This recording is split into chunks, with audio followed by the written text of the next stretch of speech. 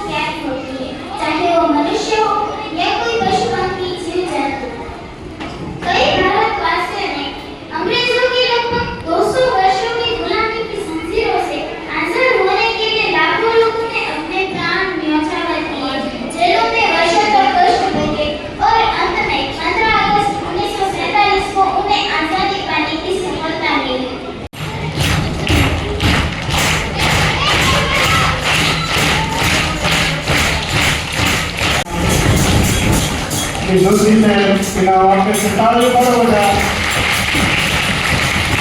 भूमिकाओं